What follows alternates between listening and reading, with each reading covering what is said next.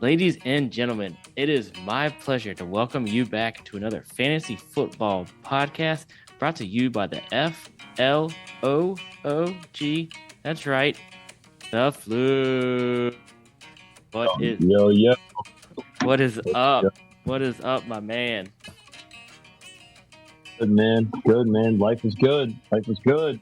It is just you and I on top of the mountain tonight to crush probably one of the most exciting divisions, especially based on the news from the past week-ish, right? Yeah, pretty much. So, be going forward, I am the commish, Joshua T.A. Hicks. You can find me on Twitter at jhicks804. And then my partner through this jungle that is the NFC tonight, you can find him on Twitter at Social Media Ghost. I always want to call you the Social Media Ghost, but it's Social Media Ghost. Ladies and gentlemen, Mr. Tyson Cullen, what is up? How are you? I am good. I might have to change it to the social media ghost now. Um, man, life's good. Hey, on a side note, real quick, for all those baseball fans, how about them Baltimore Orioles? Let's Fif- go. 50-49 and 3 games out of the wild card. Uh, They only won 52 games last year. Now they've already won 50. So I know Dan, one of our listeners or one of our guys that does this thing with us, I'm sure he'll do the AFC North. He's a big Royals fan. Shout out to him and Rodrigo, another one of our guys. But 50 and 49, they're I don't care what else they do. They're they're kicking names and taking. Well, yeah, you know what I'm saying. And isn't So their total payroll is less than 40 million, right? yeah, I think did you send me? Yeah, I think you sent me that, or somebody sent me that. Yeah, less than 40 million, and then it was like the Philadelphia Phillies was like 220 or 200 million, and the Phillies have a worse record than the Orioles. With Bryce So Harper. with Bryce Harper. So yeah, I mean, so again, it's a good year to be an Orioles fan. And like I said, I think I speak for all Orioles fans.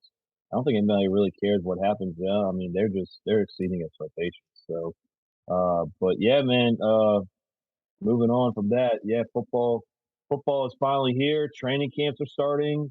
Uh, people are, people are coming into training camp, you know, looking like a chicken biscuit or a few chicken biscuits. One of the guys we were talking about. Life is good, man. Football is back. It is. It is. Training camp started. The majority of training camp started, I think, yesterday.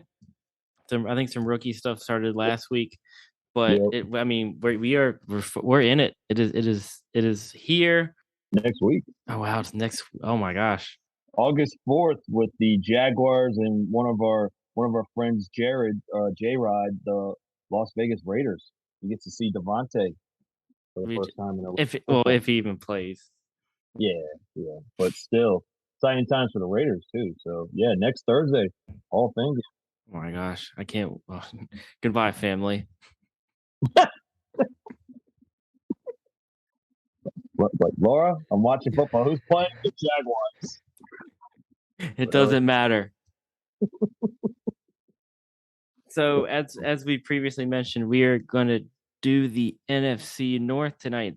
We have this division and the AFC North to do, and then we are wrapped up with all our divisions.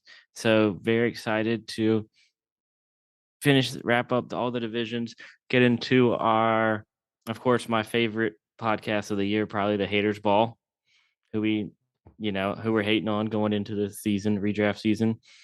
I mean, we're doing a sleeper pod. Just we haven't really thrown out like our crazy predictions going into the 2022 season. So ready to get there, man. And I'm ready to do some.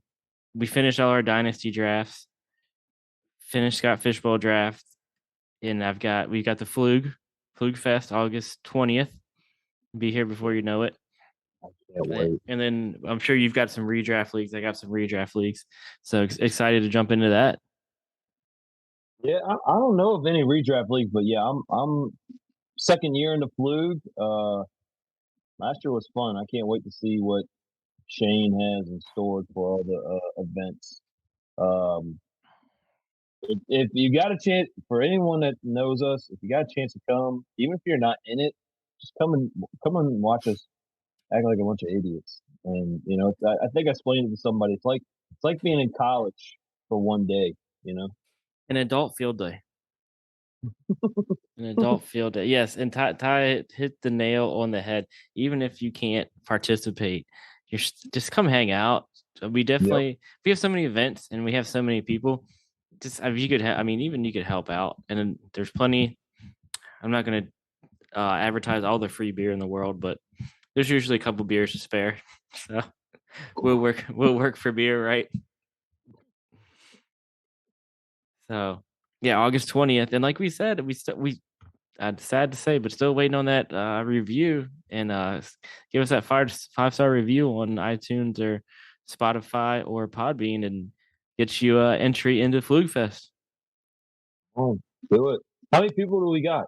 This how many people do we have right now? So Confirmed. so Shane, that lucky dog, is actually on a 2 week vacation in the Outer Banks.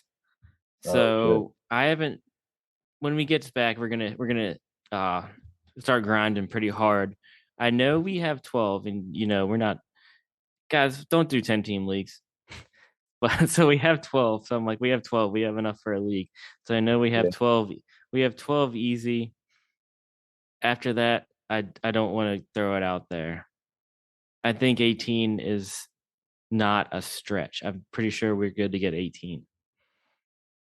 We had 18 last year, right? Yeah, but we're not going to do a guillotine league. Okay. So two league set up to be determined. I'm still working on the app. It'd be really nice to not pay for a fantasy app and be able to do multiple copies of a player. Because if not to shun any of the fantasy websites, because they're all great. I like them all. I've tried them all, but there's none of them have the free multiple copies of a player. So Gotcha. I gotcha. trying to chase that golden egg. So but anyways, guys, you can find us on Twitter at the Flug_FF. Check out our website, www.theflug.com. That has links to our iTunes and Spotify and Podbean, where you can go and listen on all those apps. That you can even go on YouTube and listen to us on there. I think that's it. Ty, That was, go ahead. I was Sorry. just, no, I was just gonna say for those that I know I had a lot more success with Podbean, but yeah, I'm sure people are more savvy than I am. I'm an idiot when it comes to this stuff, but I definitely was able to listen to y'all or listen to our podcast on Podbean. So just a little nugget there.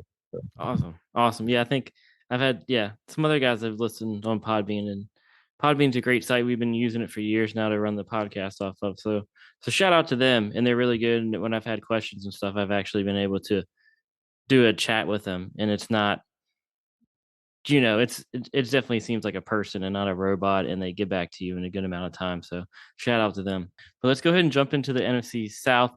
There's a lot to cover. This definitely we did AFC South last week, and that one was a little barren. It's just talking Houston and Jags. You talk those two teams in a podcast, you're you're sucking for air. But this division is, the Thanksgiving feast. There's just so much fantasy relevant stuff. So super excited to jump into this.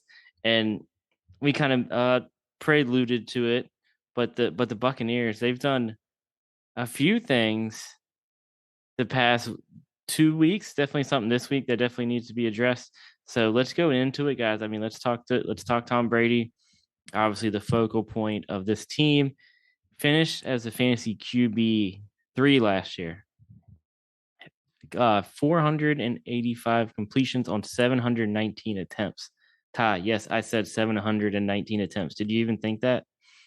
no, not at all. Not at all. 5,316 yards, 43 touchdowns, and 12 interceptions in the regular season. Wow. The player that you love to hate, but I know. I know.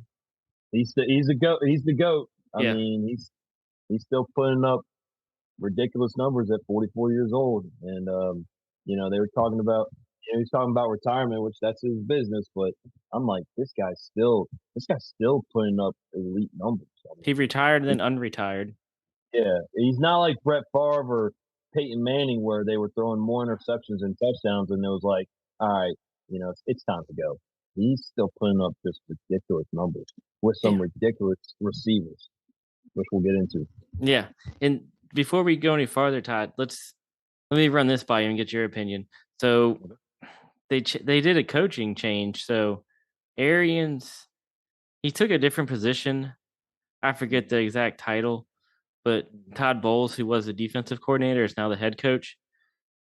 From a fantasy standpoint, does that change any of your opinions on this team?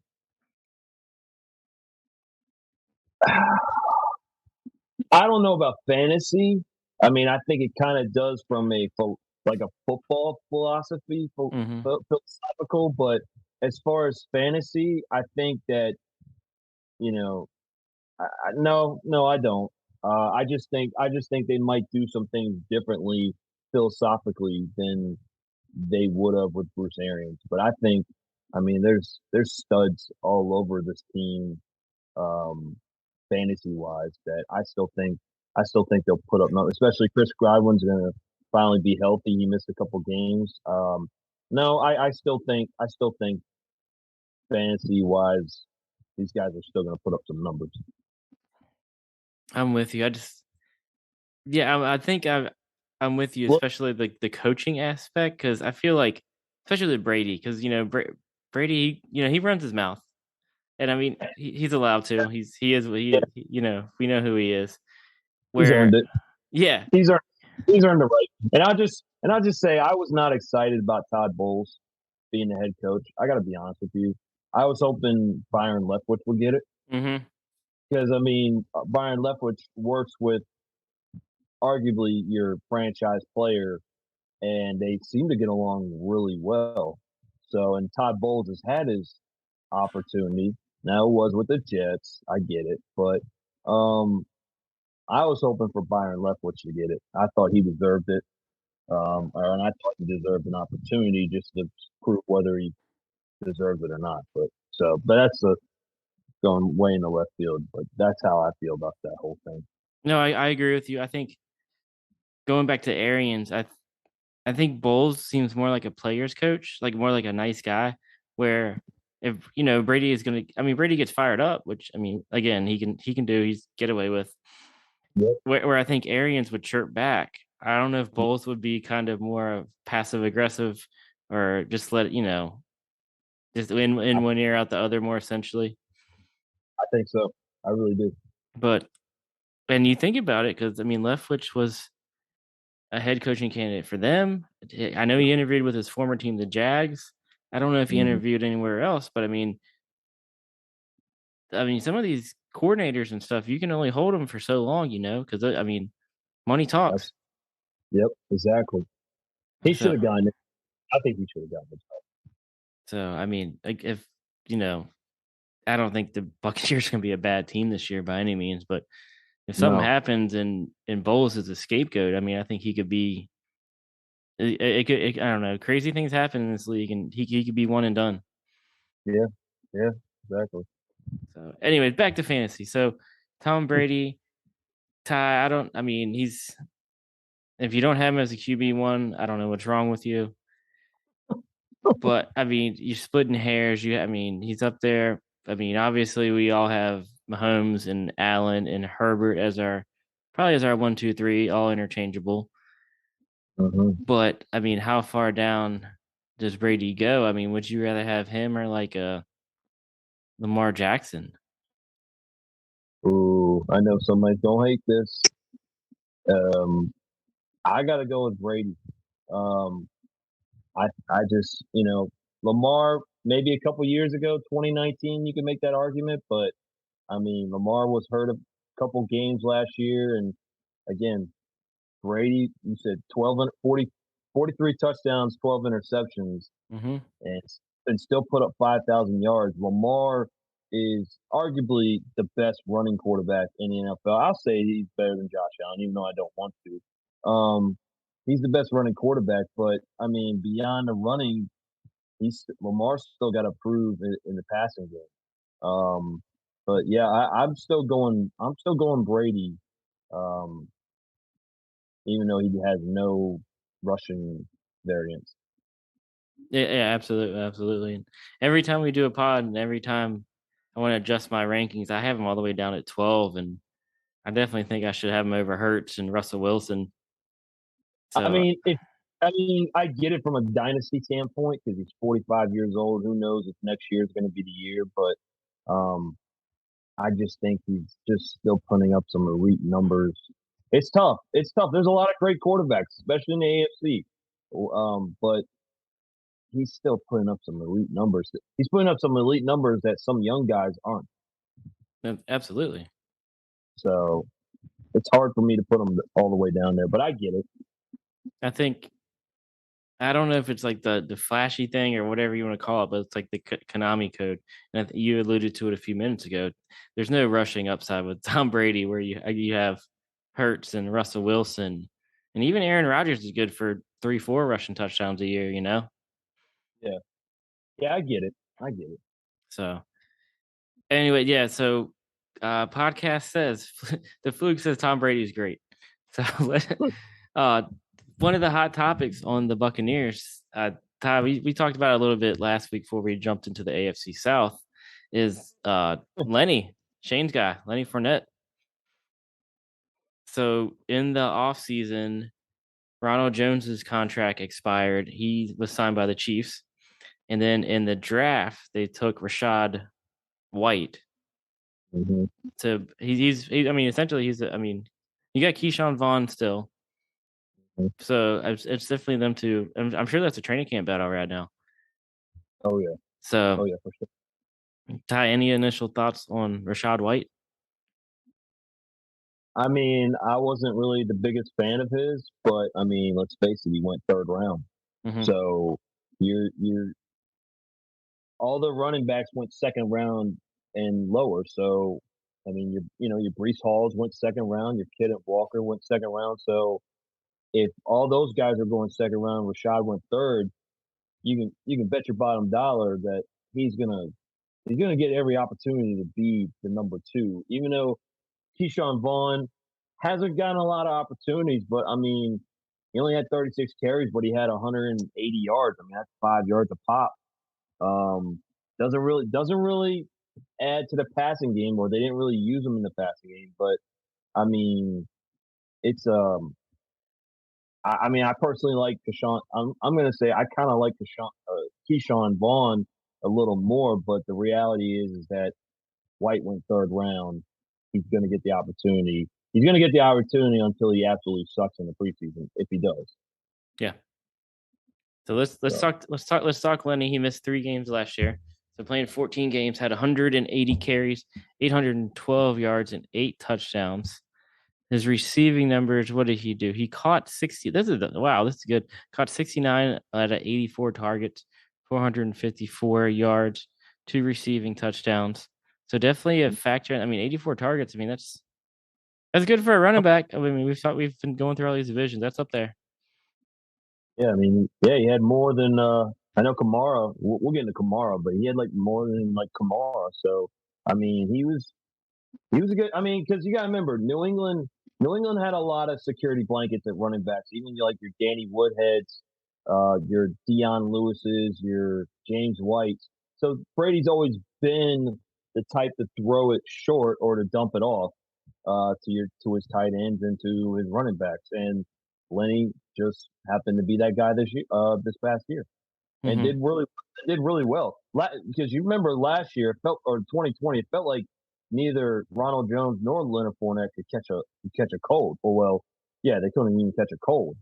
So he stepped up in the passing game and made himself get paid for 3 years, 30 million. I know that doesn't seem a lot, but hey, 10 million, 10 million. Absolutely. He was in running backs last year. He was third in targets. Wow, One less than Eckler. Eckler had 70. wow. And then they got the guy we'll talk about. Well, we'll get next week. Najee Harris, 94 targets. Holy shit. Jesus. So Jesus. So Todd, Ronald Jones. So we talked about it a little bit last week. Everybody was worried about him coming into camp overweight. I think he came in. They said he weighed 260. Last I've heard, he's already down to 240 something. So I wish I could lose weight like this guy, but it's 244. so yeah, he's cutting it quick. So I and mean, yeah, go ahead. now to say what are you thinking? I mean, that's good. I mean, although somebody made a great point. I don't. It might have been you, or it might have been no. It might have been somebody at work that Brady's gonna Brady dictates the offense, dictates the team. So if he doesn't like Fournette at 244, he's probably going to say something, even though it's probably Fournette's choice on how big he is. But the reality is that I think Fournette played at 228, and look what he did. So at some point, somebody's probably going to say something like, "Look, man, you need to lose another at least 10 on you to still be the type of back that you were." But I don't know. Maybe 244 works out better for him. I don't know, but you can bet that if they are unhappy about it, somebody like Brady will say something. They look, man, I need you, bro. Like I need you to be at this, and they seem like they get along real well. So if Brady was to say something like that, I think Lenny would take it in stride and do what he can to cut that weight. But um, yeah, so I'm with you. I'm with you. And he ended the season great. He ended with double digit carries in 6 of the last 7 regular season games. In their lone playoff game, he had 13 rushing attempts and 2 rushing touchdowns in that game. That was against the Rams. hmm So I have Lenny. He's in my RB1 range. Right now I have him as number 10. So he's up there. I got Najee and Dalvin and DeAndre above him. I got Aaron Jones, Kamara, and Chubb below him. So you said you got DeAndre Swift above him. yes, Mhm. splitting hairs. It is because I mean the versatility. DeAndre, I don't know. Me personally, DeAndre Swift, the versatility. I know Shane might not like this, but the versatility is there more for DeAndre. But my thing is that he's got to stay healthy. Like Mm, that's the biggest thing that's really hurting DeAndre Swift. The talent's there, but the availability is the greatest ability. So, but yeah, this goes back to the Brady situation. If you don't have Lenny as your number one running back, I don't know what to tell you. Like you're doing something. You're doing something wrong. I yeah, just happen on my team. I mean, listen to this. Going off topic real quick. The reason why Lenny would be number 3 for me is I have Derrick Henry and Joe Mixon. yeah, So, so pick that. I mean, pick your poison or pick the one that you got to take out of the RB1 or RB2. But yeah. otherwise, yeah, Leonard Fournette should be your RB1 easy. Nice, nice. So let's go to this is definitely a lot to talk about right here. Let's talk about these wide receivers. Ooh, So added Russell Gage initially, and when free agency happened in March, I like I like and a lot. and then so all off season the whole Chris Godwin talk of, he tore his ACL in the playoff game, hmm so he's officially been cleared to train, so hmm he doesn't have to start on the pup. In the meantime, they went and added Julio Jones, one of the I would call him an all time great. Yeah, He's one of the most electric wide receivers I've watched growing up the past decade, right? yeah, absolutely. He's a Hall And of Famer. There's no question. He's a Hall of Famer easily. and then you have the fantasy model of consistency in Mike Evans. We haven't even talked about yet. Yep. Godwin finished last year as the fantasy wide receiver number 16, catching 98 of 128 targets, going a little bit over 1,100 yards and 5 touchdowns. You got Mike Evans catching 74 of his 114 targets, 1,035 yards, and 14 touchdowns. Wow. There's like where I don't know. It's a lot. It's a lot. so Antonio Brown's still gone. Let's go ahead and state the obvious. So he frees up in the 7 games that he played for. He jumped off the field, literally. He had 62 targets, and we'll get to tight ends in a minute. But Gronk is off the team. He retired again. He had 89 targets, so that's 150 targets right there. Math off the Wow. top of my head. Wow. So I mean, I don't see a Julio getting. I don't know. Would you between Gage and Julio, 75 and 75? This is gonna be asinine to maybe a lot of people, and I probably will be wrong. Um, I would more go so I'm gonna go 90-60 Gage. And the reason why I go this is because yeah, I love some Julio Jones. Like you said, he's one of the greatest wide receivers, probably top three of my generation of guys that were born in the '80s. Because I think he was born in '89. Top three easily, besides Calvin. There you go, Shane.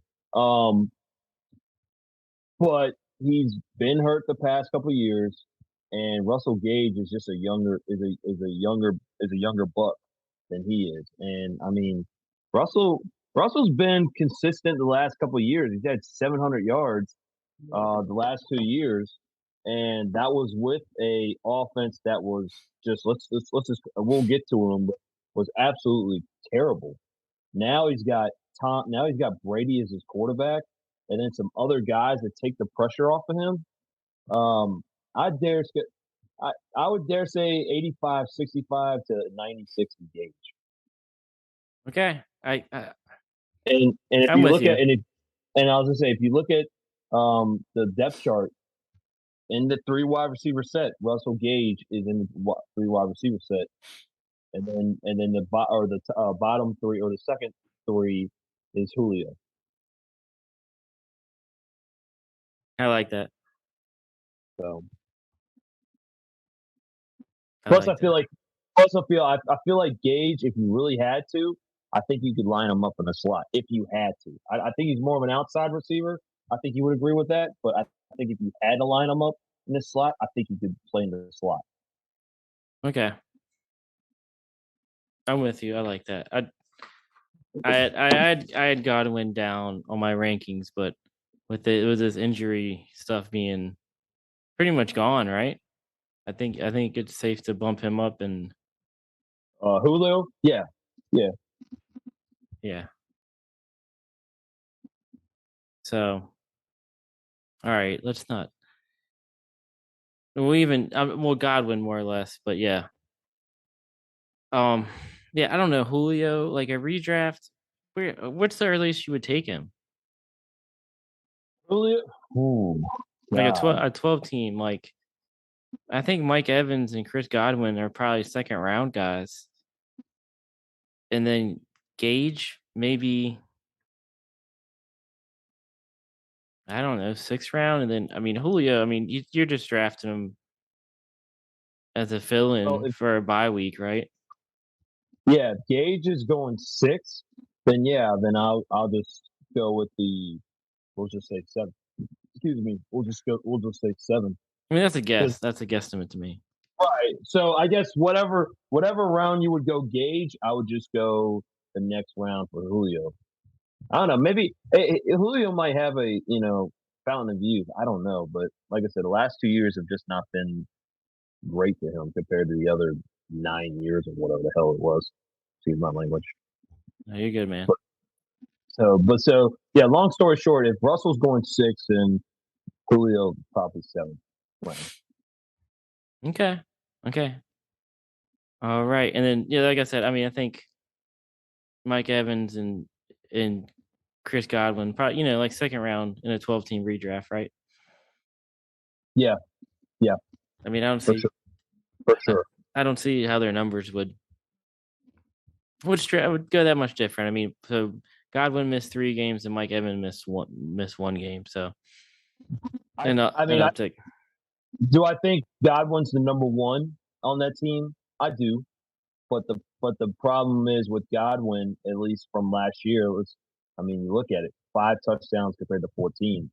That's the problem with drafting Godwin over Evans first is that you're going to run into if you're a yards guy like me, I'm probably going Godwin. If you're a touchdown dependent guy, I mean, you're obviously going to go Evans, but that's the only bad thing about Godwin is he kind of gives up those red zone targets. Couldn't agree with you more, man. Yeah, Evan. I don't know. Mike Evans. Mike Evans. I feel like has always been a wide receiver that it's like you don't have to stretch to get him. Mm-hmm, mm-hmm, It's almost like he falls to you and you're just a pig in shit. So let's jump to tight ends. We already mentioned that Gronk retired again.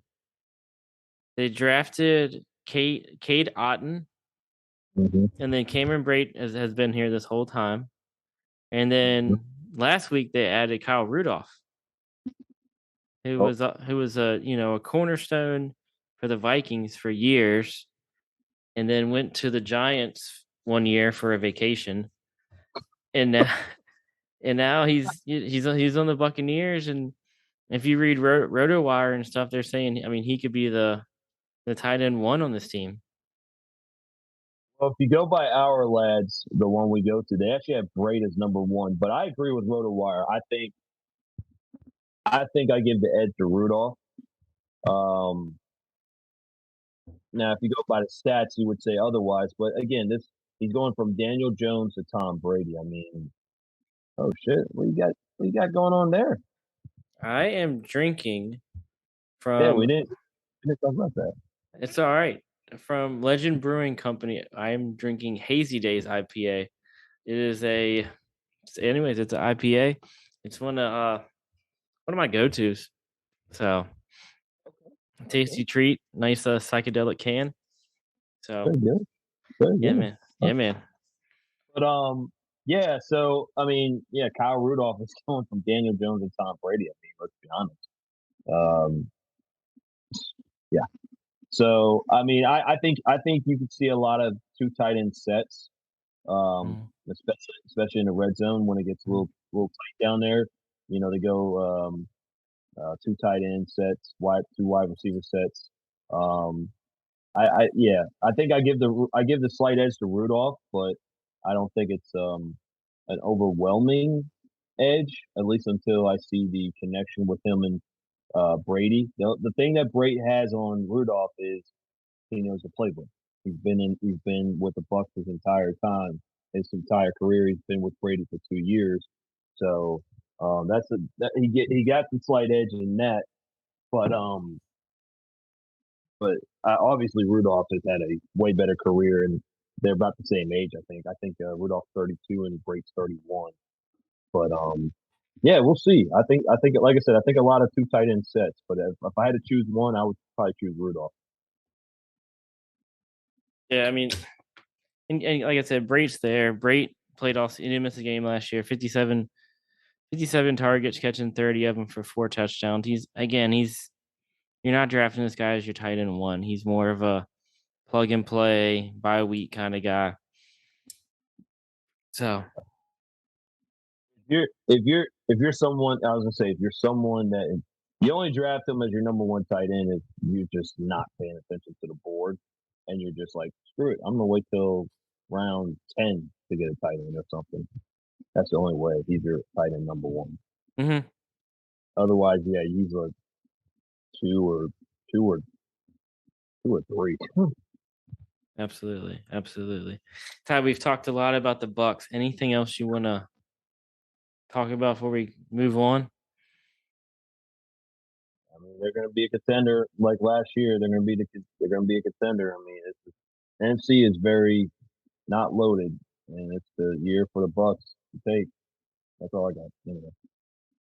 All right, let's jump to another team that's had a lot of change in the offseason. That's the Atlanta Falcons. And let's go to the focal point. After 14 seasons, Matt Ryan is no longer with the Falcons. He was traded to the Colts. So AFC South we talked about last week. In free agency, they acquired Marcus Mariota. he was on the Raiders last year. And then in the third round of the draft, they took Desmond Ritter out of Cincinnati. So as of right now, last I read, Mariota is gonna be the starter going into week one, minus the injury or the bottom falling out. Ty, are you any way excited about Mariota as a quarterback, starting quarterback again in the NFL? Um, Not really. I mean, I think he does have mobility. Again, he's exciting as far as the mobility goes. Like he's got a little bit of mobility, and I think, like I said, back to our buddy J Rod of the Raiders, he would agree. I liked him as a backup for the Raiders, but I mean, you could tell he was the problem in Tennessee. Not that Ryan Tannehill was a humongous upgrade, but he was an upgrade from Mariota, and that says a lot. Not really. Like I was hoping Ritter would get the opportunity, but I mean, I get it. Um, this is kind of like the Pittsburgh Steelers situation, which we'll get into next week. Um, with that, but not really. Um, like I said, I was hoping Ritter would be the guy. I was because I think Ritter was honestly I thought he was the second best quarterback in the draft behind Pickett, in my opinion, as far as production and whatnot. I know everybody was high on Willis, but I thought Ritter had the second best career among the guys that got drafted. I got you. I got you. And you weren't the only one to have that opinion. Mhm. Yeah, Mariota, he might be. I definitely got him way down there. I got a number 30. I got a number 30. Yeah, he's way down there. He's not even, and the 12 team league. He's probably not even getting drafted. No, yeah, he. It's like we said about Brader Rudolph. He's a plug-in for old bye week. Mm-hmm. Right. So, I mean, let's. I don't know. There's not much not much to talk about on it. Do you think Yeah, I this team doesn't look like the lock to win a lot of games this year? I'll just say that. Do you think Ritter comes in at any time this season and starts? if it gets bad, if they're, I saw one projection where they were projected to go 2-15. Oh wow. Yeah, like every other team, like this projection my buddy sent me, every team was expected to win like 4 games or more. They were like the only team that was 4 games or less. So they could have the So number one pick. yeah, so if it gets bad enough to where they start the season off 0-5 or 0-6, hell, it might even be 0-4. Yeah, I could see Ritter getting in there. Absolutely. So their bye week is week 14, which is kind of ideal, especially if they're shitting the bed, Yeah, let Ritter come in and play the last because I mean, 4 games. because you got to think about. I mean, they're in a total rebuild. I mean, other than they got Patterson, we'll get to it. But I mean, they could have a rookie running back starting. They got a second year tight end. I mean, they're in a rebuild, and their defense was not good. I mean, they're in a total rebuild. Hmm. So why not put in Ritter? Yeah, and for fantasy purposes, week 14. I mean, it depends how your league goes, but that's either last week of regular season or right when the playoffs start. So yeah, maybe if you're in dynasty, maybe just stay away. I don't know. It might be the status quo for the rest of these positions. So Ty already talked about running back a little bit, guys. Out of nowhere, Cordero Patterson ended up as the running back number 7 last year, rushing for. I mean, numbers. He just had the touchdowns, guys. He rushed 153 rushes for 618 yards and 6 rushing touchdowns. Caught 52 of 69 passes for 548 yards and another 5 touchdowns. They they drafted Tyler Algier in the 5th round out of BYU. So I think he's a. I don't know if it's going to be his, you know, team to have, in the upcoming. See what happens. And then they added Damian Williams, former Dolphin, former Chief, former Bear. I think it was a Bear last year. Plus, in yep. free agency. So I mean, he had a nice stretch when he was with the Chiefs. Hmm. So I will throw that in there, but I mean that was with Mahomes, and you're going from Mahomes to Mariota. So uh, yeah, you roll with that however you want to. But Yeah, no, I'll just say, yeah, I agree with you. He definitely had a little run while he was with your beloved Chiefs, but other than that, he doesn't really move the needle for me, in my opinion. I actually really like Tyler Algier. I thought he was highly productive at BYU. Um, but usually when you hear fifth round running backs, you usually hear, okay, maybe the number two, number three, but maybe down the road something's there. But a lot of people are talking like he's gonna get some snaps. Because Cordero, like you said, was more of a pass catching running back. So there's a possibility he could steal some snaps, steal some touches from Cordero. I agree. And if you look at Cordero's numbers, they definitely tapered off as the season went on. So it seems like he was a player that got figured out, I guess you could say. Hmm. So I'm not. I don't. Are you in redraft? Are you drafting him this year? And if so, where, when? What was you said he was number seven He last he year? finished Oh, he finished as running back number 7 in PPR leagues. jeez. Uh, Um, I'm still going. I still look at him as my number. I love. I mean, I like him. I like his play, but I'm still picking him as maybe like my running back number three. a Um, flex.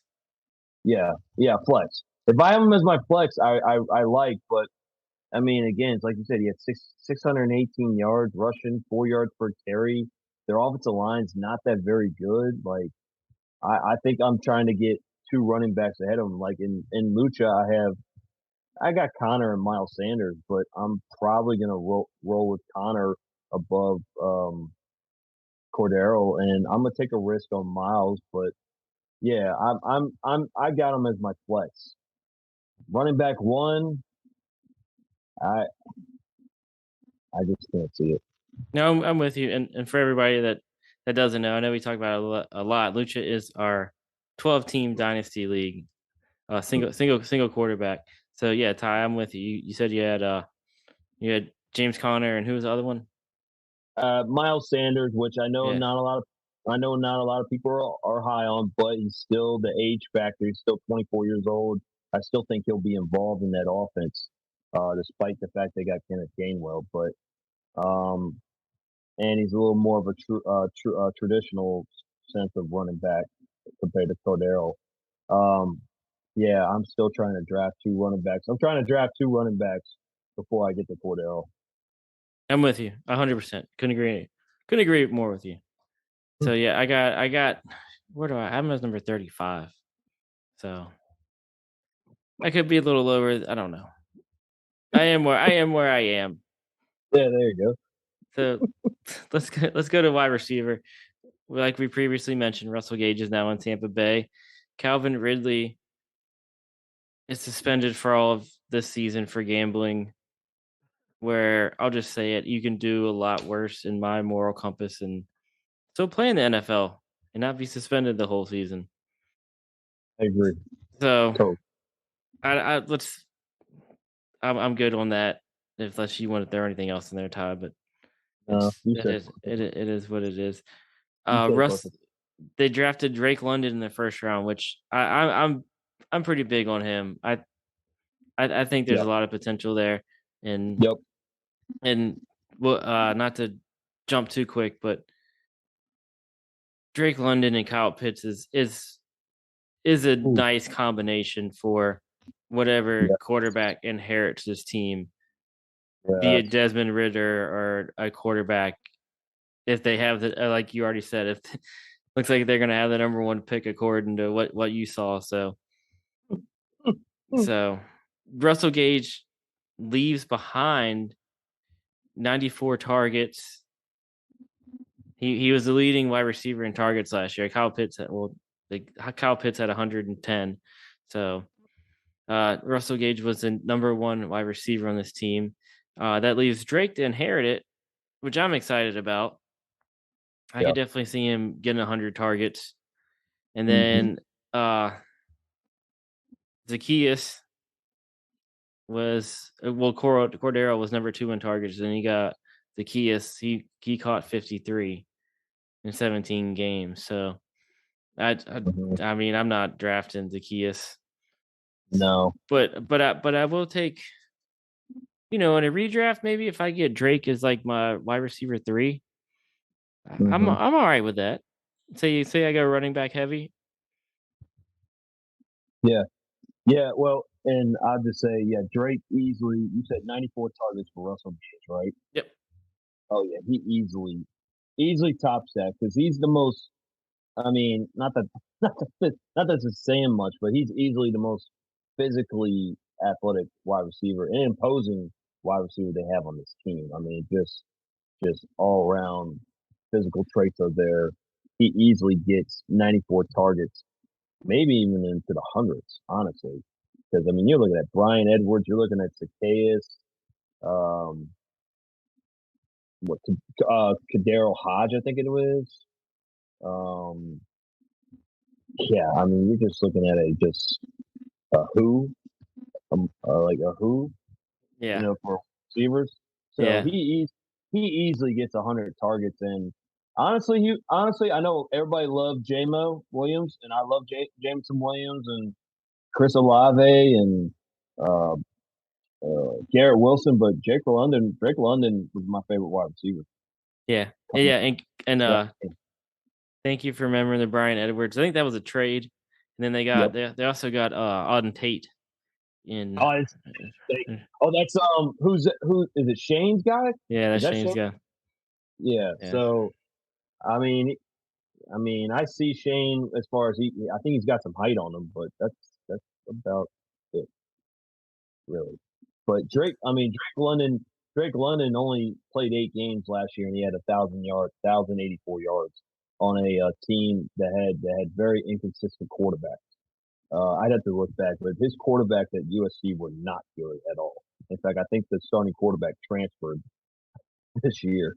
Hey, So yeah, that tells you. I think it's starting quarterback transfer to Pitt. So that tells you something. Um, he's the most physical wide receiver I think of this draft. So I got you. And then let's go. I guess essentially the bright spot of this team, and that's Kyle Pitts, man. In his rookie year last year, but he didn't miss a game. Caught 68 of 110 targets, like we mentioned. Went over 1,000 yards receiving, and the lone touchdown. It's almost like a Julio Jones thing for Atlanta, getting all the yards, but you know, diddly dick for touchdowns. what So, he's a stud. He's like Zach Wilson. He's got that dog in him. dude, he is. Yeah, I I'm all in on Pitts. I got him as my number five tight end, even though all the garbage talking we've been doing on the Falcons. Yeah, So I mean it sucks that he only got one touchdown, but I mean, come on, that's got to go up. Even though they got Marcus Mariota as a quarterback, that's got to go up this year. yeah, There's no, it's just like Miles Sanders. The touchdowns are up. yeah, and yeah, if you don't have him as your number one, if you don't have him as tight end number one, I don't know what to tell you.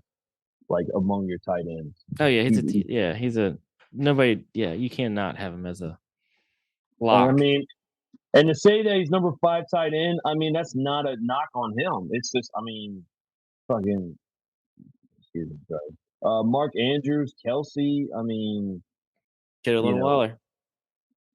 oh, Darren Waller, yeah. I mean, to say that you're ranked behind those guys. I mean, all three of those guys, they got that dog in them too. So, uh, I think Kyle Pitt, fantasy owners, another. I think you're looking at another great year with more touchdowns. Yeah, I agree. I agree. Let's anything else on the Falcons? If you're a Falcons fan, put your seatbelt on. Hold tight. Bless them. Bless them. Bless them. All right, let's jump, Ty. Let's go to the Saints. And we talked a little bit before we started recording. This is definitely a team that if everything goes right,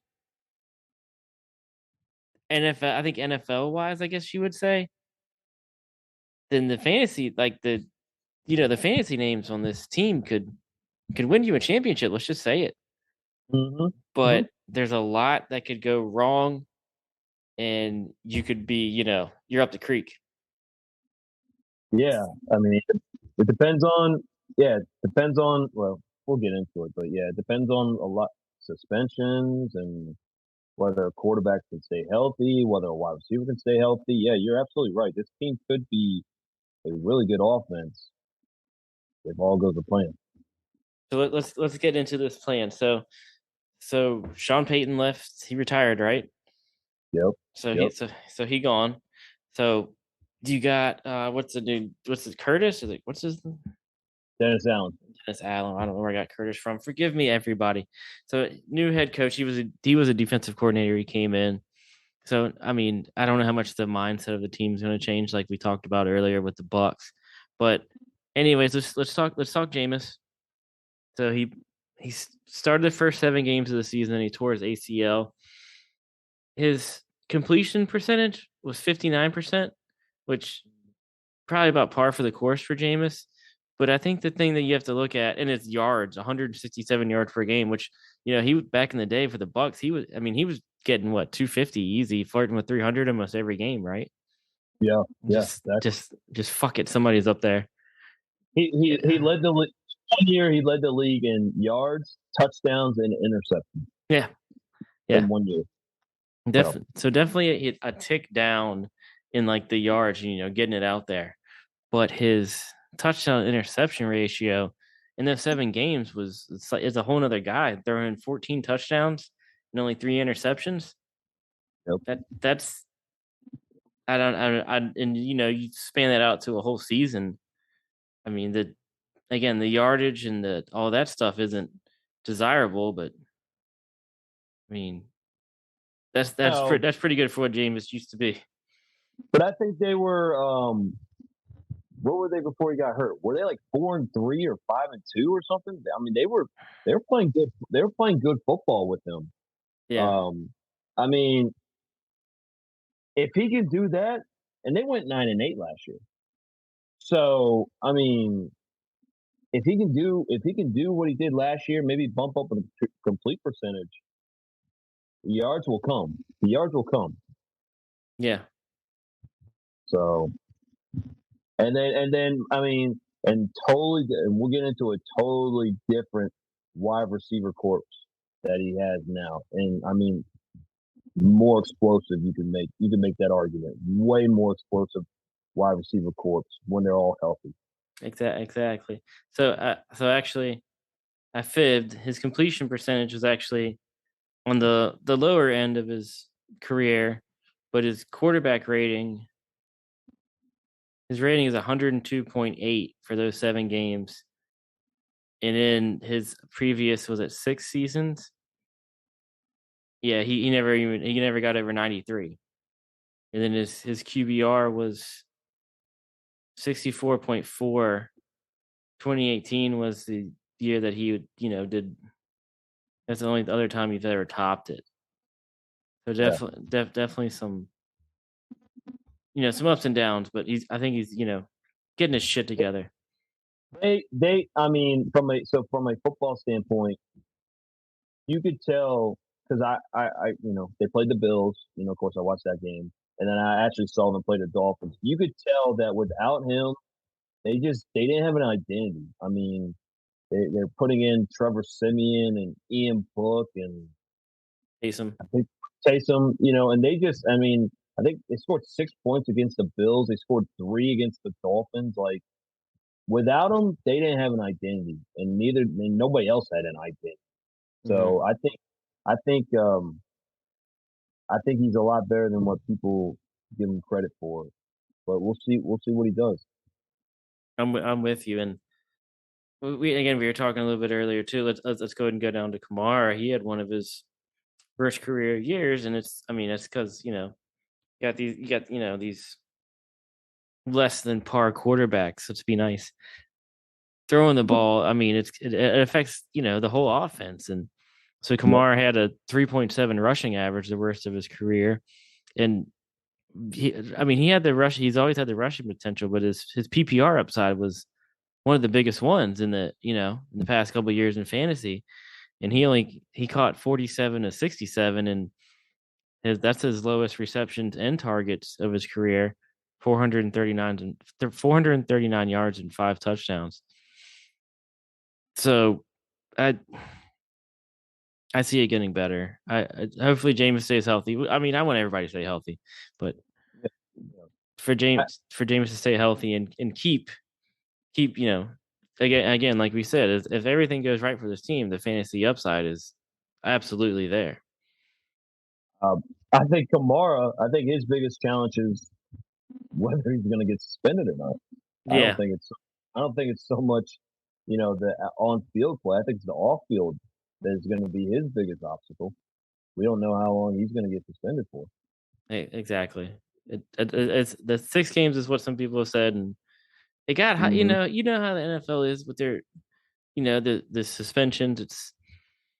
They build it up, Yep. and then it fizzes out, Yep. Yep. and then on a Tuesday they'll be like, oh, here it is, right out of Exactly. nowhere, Exactly. right out of nowhere. So let's go. Let's talk Mark Ingram, because I actually think if the suspension happens, I don't think he's getting talked about enough. I know he's up there in age, but I like he's a sleeper for me right now, guys. And I just again, if he's starting running back for the first 7 games, then obviously that's there. Their O line, I know they lost. What was the guy's name? Ty. On our set, Yeah, they lost Armstead, but the O line is still it's up there. and they drafted his replacement in the first round, Trevor Penning out of Northern Ireland. Yep, So and so three of their if Penning starts, 4 of their 5 starters are former first round draft choices. Their damn, starting their starting center was a second round draft choice, so nothing to yawn about that. bunch So of studs, yep, Clydesdales, if you will. yep, exactly. So So like I said, Mark Ingram, he was on the Texans and got traded at the trade deadline last year, and he came in and again, I mean, he didn't blow the doors off anything, but I think he can get it done still. no, I mean there's no competition for Yeah, him. I mean Tony Jones, who I think that was Moore's guy and my guy because he went to Notre Dame. I was hoping he would take the opportunity, but I think against the Bills, he had his opportunity, and I think he had like 3 yards per carry. He just did not. He did not do anything to like you used about blow the doors off the building. So I mean, there's no real competition. I mean, we're talking about Abram Smith, who was an undrafted free agent, getting opportunity. So no, there's no real competition that I know of between Kamara or after Kamara and Ingram. There's no real competition. And yeah, he played better. And he played better with the Saints than he did with the Texans. Although we are talking about the Texans, but he did run a little bit. Seemed a little more confident. Seemed a little more juice than he had with Houston. I got you. I got you. So I still with even then with the suspension and stuff, I still have Kamar. He's a running back one for me. He's right at the fringe. I mean, like we talked earlier with like Lenny and all these guys, it's a stacked house right there. Oh, So split hairs on who you like where, but I got him as number 11. So of course, if the good. suspension comes, he'll drop. But I mean, whatever. We all know this is water's wet. Let's. I'm excited to talk to these wide receivers now, and that's because mostly I've seen videos. Michael Thomas he's getting back into form. Ty, He looks like he's good to go. Okay, okay. I mean, anything's possible. I mean, 3 years ago, he was arguably the best wide receiver in the game. I mean, he had seven. Did you know in 2019 he had 185 targets, It's insane. 1,725 yards. That's I mean, that's it's ungodly. So, I mean, and again, now with a different quarterback, and we'll get into it, a younger wide receiver on the opposite side, a guy in the slot that can play in the slot as good as anybody. This might rejuvenate his career. He's still under 30 years old. This might rejuvenate his career. You don't, I mean, we'll see. crazy to think that, right? Yeah, Crazy to think that. We can run off these receiving numbers from last year, but like we said in previous division reviews previews, I don't know. It's just such a mixed bag of I don't know. It's just hard to go off of. You got Marquez Callaway catching 46 of 84 targets. You got Deontay Hardy catching 36 of 59. Kamara was third, like we already said, third on the team, catching 47 of 67. You got Traquan Smith. I mean, all these guys is just come on, man. yeah, So, but like with that, we've talked about Michael Thomas. Excited to see what he can do. And then in the first round, they drafted Chris Olave. So you got two Ohio State guys sir. coming in to show out, right? I'm excited. I drafted him in Lucha. I'm excited about Chris Olave. I This think dude.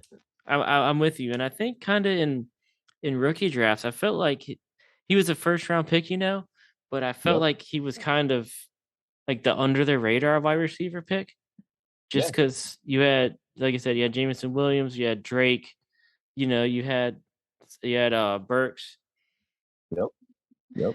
so he was like the I don't know, and I got him ninth. very good for It, you. it was either him or Garrett Wilson, and I already had a jet. I said, nah, I'm gonna take the potential. Um, yeah, So let's say everything goes according to plan. yep, Jameis plays the full season, no injuries. Do you think both these guys could be locked for 100 targets? And I think that's pretty easy, right? yeah, absolutely. Yeah, you said Callaway had Yeah. 84 targets. Yeah, easily, easily, absolutely. Especially if everybody is what from the video that you saw and everybody's seen about Michael Thomas. No question. And then let's jump to tight end again. Something Ty, I don't even Hold, is hold on, huh? hold on. We forgot someone. What do you think about Jarvis Landry? Oh shit! Good call, man. Ah, That's that who I, that's who I was sorry. talking about. They got a guy. I mean, a lot more people have been are a lot more big on Jarvis Landry guys, but let's be honest. I mean, he's a way better slot option than any of the other guys. I mean, like you said, Marquez Callaway, Deontay Hardy. Who else? Who else did I write? Oops, I dropped my phone. um, Little Jordan Humphrey. They had Yeah. Kenny. I mean, he's a way more exciting, and he's a lot older than those guys. He's still a way more exciting um, option than those guys. Hmm. I mean, he had. He was absolutely dependable in Miami. He had a couple of decent years at Cleveland, but yeah, man, He's from Louisiana. He went to LSU. I mean, like I said, this is a whole new receiving corps, and like I said, Jameis even better than last year. I mean, I'm like you said, I'm excited to see what this offense can do. Jarvis, I bet you Jarvis gets um is juice because they call him juice, don't they call him juice? Oh yeah. Yeah, so I think he's about to be re-energized, just like Michael Thomas. You know, I'm excited to see what he can do in this offense. Yeah, man. Ready to rock. All right. So yeah, sorry. I know I jumped in on that, but yeah, let's go to the tight ends. I don't. People were big on Troutman going into last season. Didn't really pan out. Caught 27 out of 43, 263 yards, 2 touchdowns. I don't know. I'm not. Tell me I'm wrong, but I'm not excited about this guy going in this year. And Josh, yeah, Troutman, I and you was got. just Sorry, go ahead. no, I was just gonna say, I think I told you over this off camera or off video. I He had more targets, more catches, and more yards than I thought he had. Sad, sad. Yeah, Juwan Johnson. I think he sparked for like one game at the beginning of the season and caught like 2 or 3 touchdowns in one game. Oh yeah, he had the although he had like the Robert Tunyon game. Yeah, I mean, although Robert Tunyon's a little more productive or was that year, but yeah, everybody got really big on Jawan Johnson. Yeah, that fell really quick. yeah. So, No, but I'm not excited. I'm not excited about either one of these guys. Um, he's not. I'm not excited if he's my tight end one. I wouldn't even say I'd be excited if he's my tight end number two, especially in no, our, especially. Oh no, we only start. Never mind, we only start one tight end in Lucha, but yeah, he's a desperate pick for me if he's even my tight end two, and I got to put him in for a game. It better be a great matchup. It better be a matchup where they don't cover the tight end. I'm with you. I'm with you. And then let me throw this at you. So Yeah, Taysom has, I think, permanently committed to tight end now. So does that interest you at all as a fan from a fantasy standpoint? no, not really. I like him.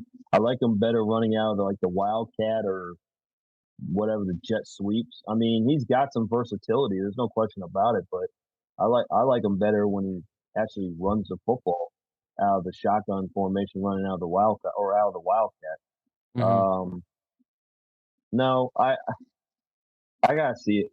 It's what, 6 targets? I said 6 targets, 4 catches, 52 yards. Not really. I gotta see it. Yeah, I'm with you. Not at all. I'm Not with at you. all. All right. Well, glad to end the Saints on a dud, but anything else you got this on them? Like I said, it's one of the most.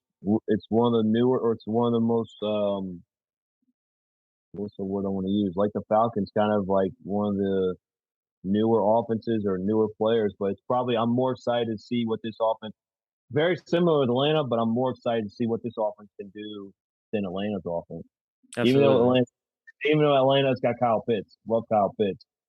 I would love. I would rather. I'm more interested to see what the Saints offense does than the Falcons. So yeah, that's all.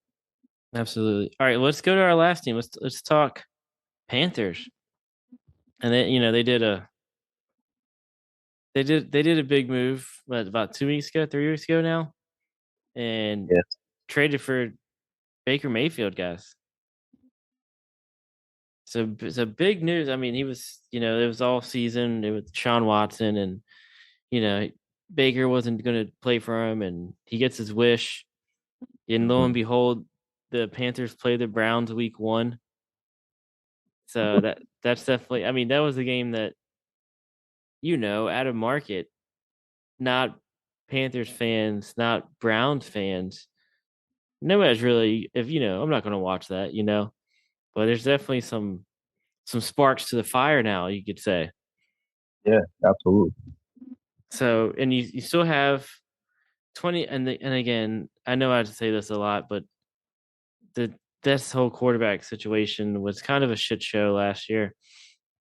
Obviously, Sam Darnold was the high point, and it was just crazy. ESPN has a glitch. If you pull up the Panthers stats, it pulls up all the Giants stats, which is kind of funny. So I clicked on the Oh my Panthers god. stats. I've clicked on Panther stats, and it shows me Daniel Jones and Mike Lennon. So Oh here my we are. god. But anyways, these stats aren't anything desirable to look at. So here we go. So yeah, Sam Darnold, playing in 12 games, 243 completions on 406 attempts, 9 touchdowns, 13 interceptions. I mean, you can't get excited about any of this. You got, Cam played, PJ Walker played. I mean, Ty, this is just one of those Awful. where you ball it up and throw it away, Yep. and maybe like the trash can on fire in the mean attempt. And then of course, let's go. Let's talk McCaffrey. Let's talk about he was the number one fantasy pick overall for a couple of years, and then the injuries kicked in, and some people still have him as a RB2 and redraft going into this season. I definitely trending upward in my opinion, especially now that Baker's here. So in 7 games last year, McCaffrey had 99 rushing attempts for 442 yards and 1 rushing touchdown, catching 37 of 41 passes for 343 yards and 1 touchdown. You had Chuba Hubbard, who was a rookie last year, to come in and help out, obviously. 612 rushing yards. So, and then after that, I mean, the rush, you had Amir Abdullah for a while. And of course, when Cam was playing, you had Cam's rushing upside. Yep. But I don't, I mean, it's they added Deonta Foreman in free agency. But I mean, Ty, where are you at on McCaffrey this year? I mean, well, let me take a step back or a couple step backs if you don't mind. Hmm. Uh, I kind of want to go back to the quarterback room. I mean, who do you, which will lead to this? I mean, so what do you see them doing with the quarterback? I mean, you got two former number one picks, and then they drafted Matt Corral in the third round. And between Darnold and Mayfield, I think they're going to be making, was it like almost 30 million between the two of them this year?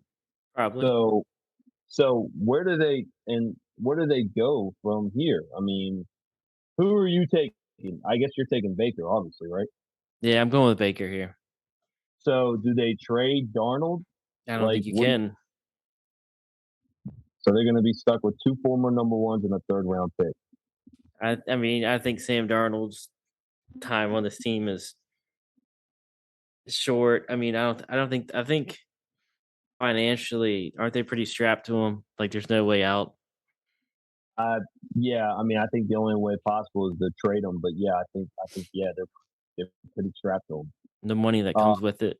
But I think it's after this year. I think Mr. Darnold is probably out of Carolina. yeah. So coming back to what we're talking about. I mean, McCaffrey for me, I think his value does go up because of Baker. I think we're all in agreement that Baker ought to get the look or ought to get the nod. But yeah, Christian's stats are good, 4.5, and he caught 37 out of 41, and um, Baker kind of. I haven't seen a lot of Baker games, but he kind of dumps it off. He kind of goes to a tight end. Um, but the problem with Carolina, this whole offense is based off of DJ Moore, who we'll get into, but off of Christian McCaffrey staying healthy, and he hasn't been. He missed 10 games last year. I mean, this offense could be. They were 29th in points per game. They were 30th in offense, 29th in pass, 20th in rushing. And I mean, and that's going to happen when Christian McCaffrey misses 10 games. Um, I mean, I'm still going to draft Christian McCaffrey as my number one running back, but you also have to know that there's a yellow flag or a red flag of you doing that. Hmm. So where's say in a redraft? Yeah, Are you drafting him in the first round if he fall? Like, say, what's the earliest you draft him in the first round? he's in the back end. If I have a back end pick, like so, we're talking 12 or 14. If we're talking 12 or 14 league, if I have a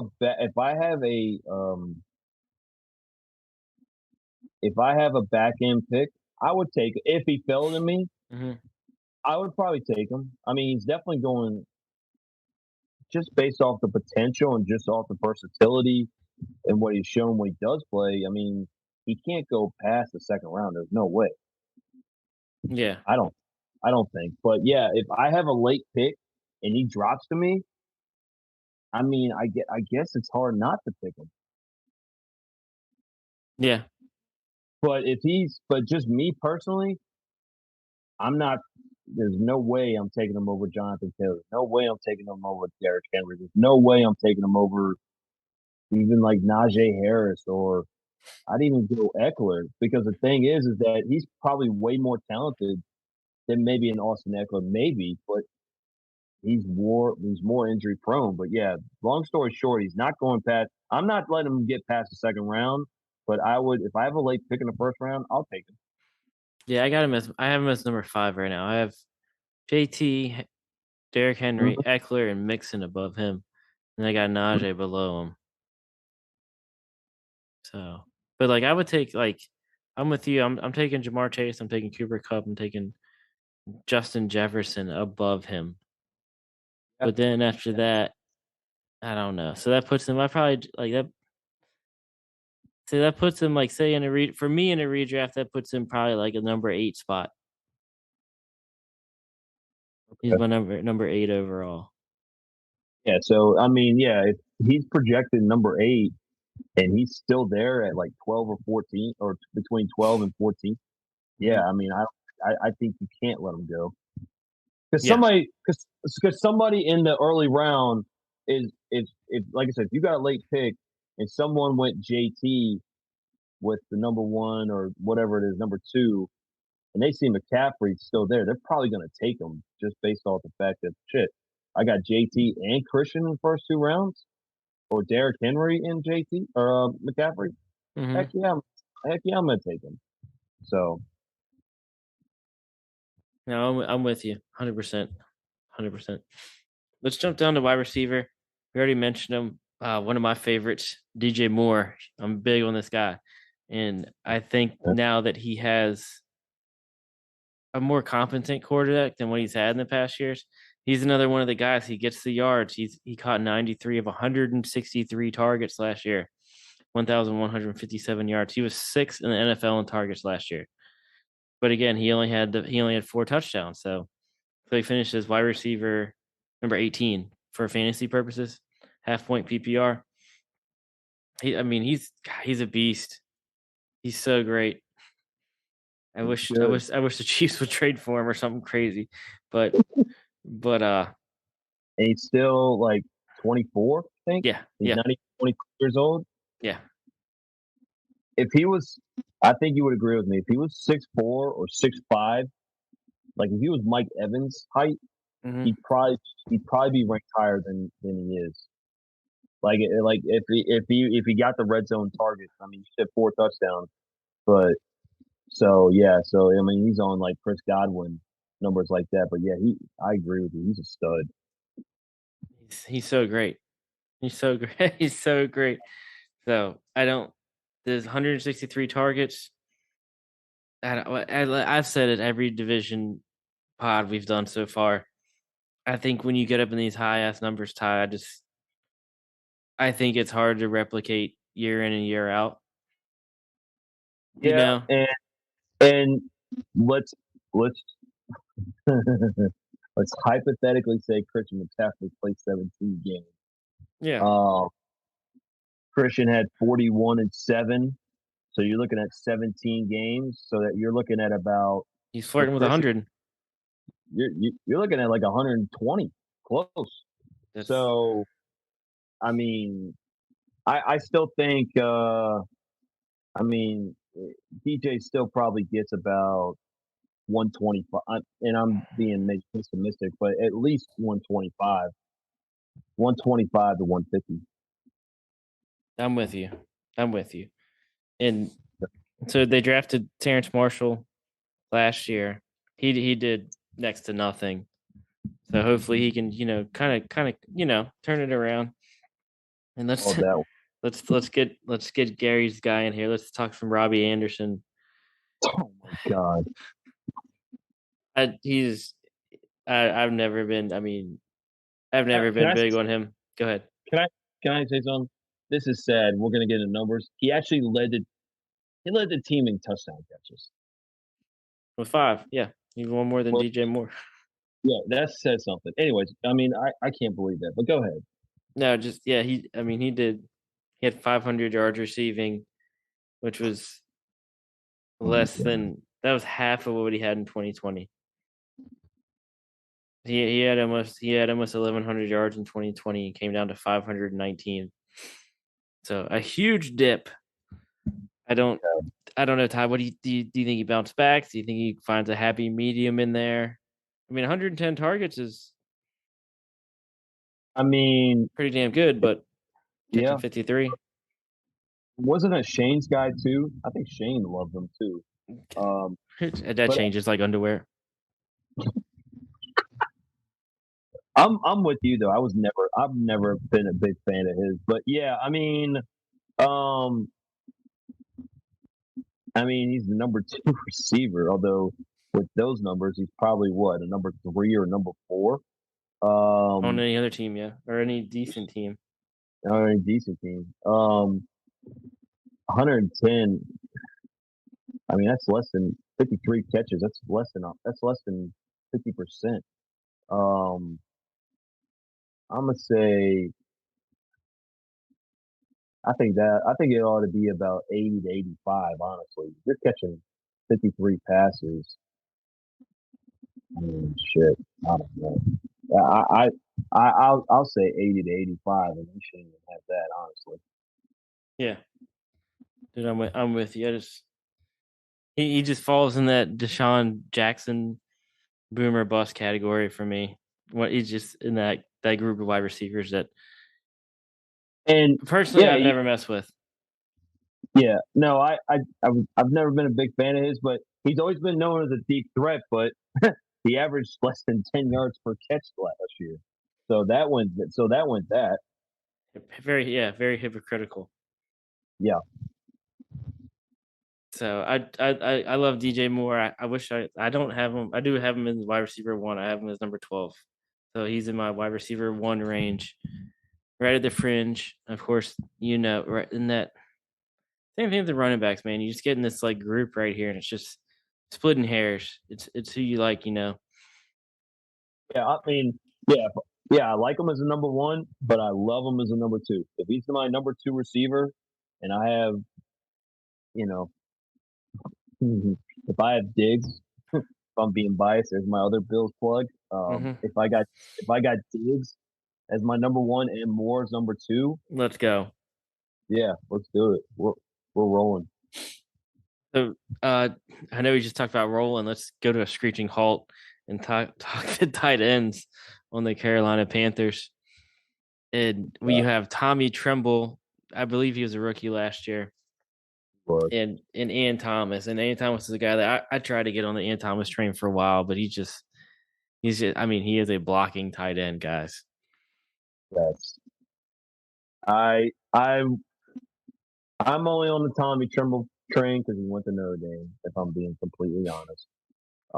Otherwise, I'm not drafting any of these tight ends. Again, this is like Troutman. Although I can't believe this, I would take Adam Troutman over both these tight ends. I would too. Absolutely. I would take both these tight ends, and obviously I'd take even Cameron Brate over both these tight ends. I probably would too. But yeah, there's nothing. Yeah, I mean, you kind of have to give maybe Tommy Tremble maybe the benefit of doubt because, like you said, he's a rookie last year. But other than that, there's nothing exciting about both these guys. Other than that, Darnold and Baker, especially Baker, has been known to go to tight ends. I mean, there is that possibility. I mean, because Baker's not really a deep ball thrower, in my opinion. Maybe I'm wrong. Shane would know because he thought Baker Mayfield was better than Josh Allen, but that's for another day. Um, but there's just nothing exciting about both these tight ends. Mm-mm. Really, honestly, Josh, the only throughout this whole wide receiver tight end score, I mean, DJ Moore is the only thing exciting. You had you had Brandon Ziltra was your number three wide receiver as far as yards go. Sad, He sad, sad had, times. he had more yards than Terrence Marshall, who you called it. You were not impressed with Terrence Marshall. I got to give you that. You called that one. I like to see him So turn it around, though. I'd like to see, yeah, I but mean, there's nobody else to really contend with them other than Brandon Ziltra. yeah, abs- So absolutely.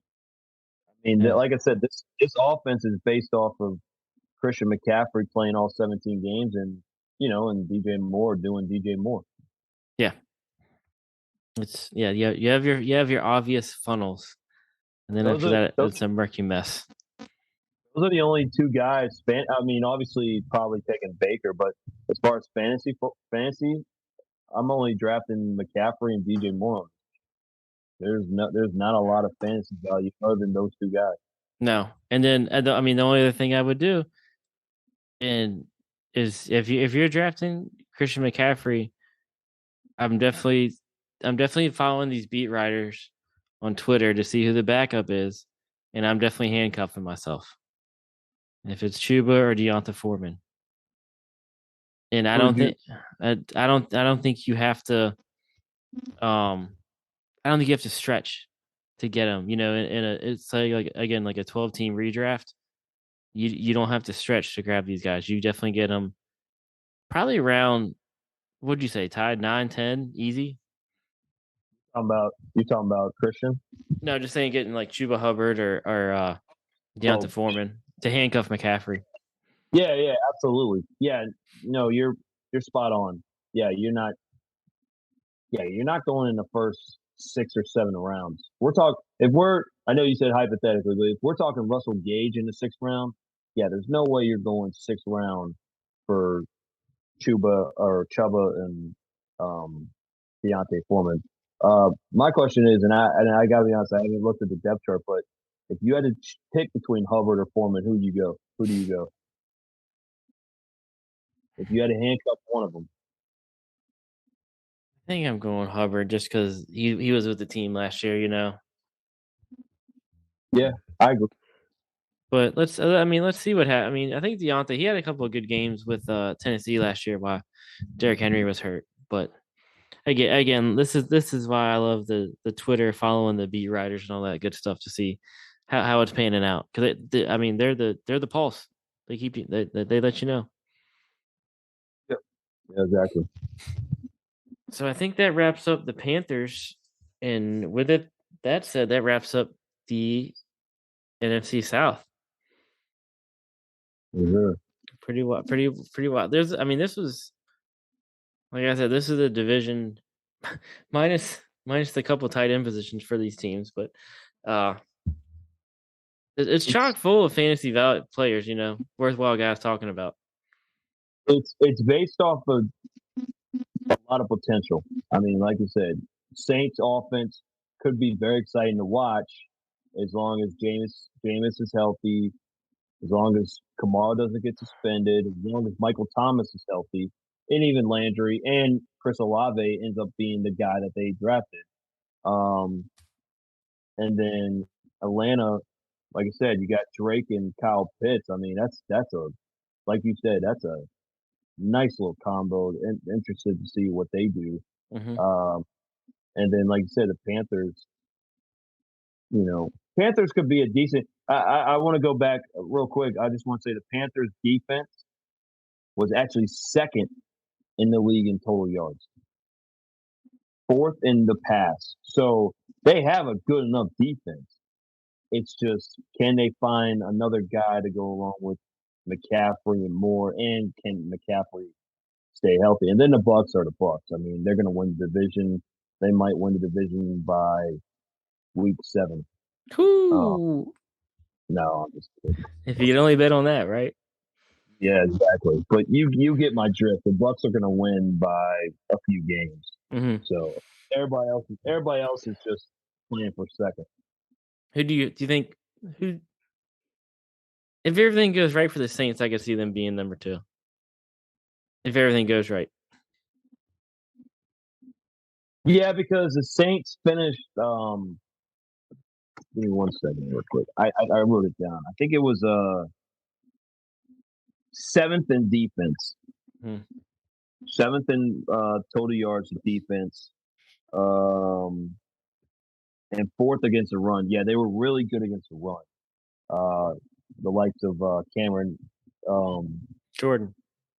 Jordan. Thank you so much, Yeah. Cameron Jordan, Marshawn Lattimore, and then they picked up your boy Tyron Matthew, Mm-hmm. uh, Marcus May, who's actually an underrated safety. But yeah, I'm gonna go. If I had to do, I always like projecting. I would say Tampa, New Orleans.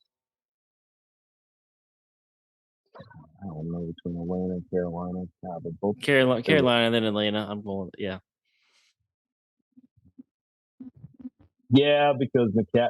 I'll base it off McCat. Yeah, Yeah. yeah, because Carolina has better defense. Yeah, because Atlanta has the worst defense in this division. Sad Yeah, I because agree. they have what's his name, AJ Terrell, who's a shutdown corner, dude, A and that's lot of it. people, a lot of people really like him. Yeah, no, you're absolutely right. Yeah, you're right. I'll go that as well. So, yeah. All right. Well, Ty, that was a good time. That was Is it? I've been excited to do this pod all week because there's I gotta get like I said, there's a lot of fantasy in this division. So one more to go, NFC North.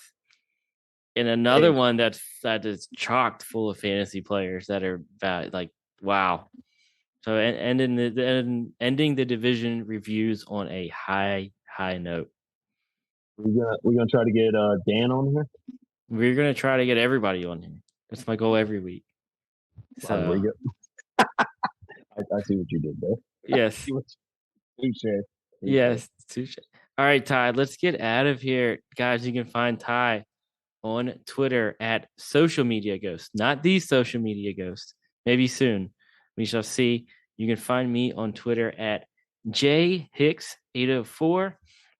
You can find all of us on Twitter, the fluke_FF. You guys, Gary's on vacation, Shane's on vacation. So enjoy the rest of your vacation. And can't wait to have everybody back soon. Fluke Fest coming up. www.thefluke.com, Spotify, iTunes, and Podbean. Subscribe, like, follow, whatever you can do. Guys, thank you for listening. We will be back. One more division review, AFC North. Let's go, boys. Two things. Give us a 5-star review so you can get in the Fluke Fest. Mm-hmm. They do. Josh and Gary do a great job on the website. And but the most important thing, go Bills. Good night, everybody.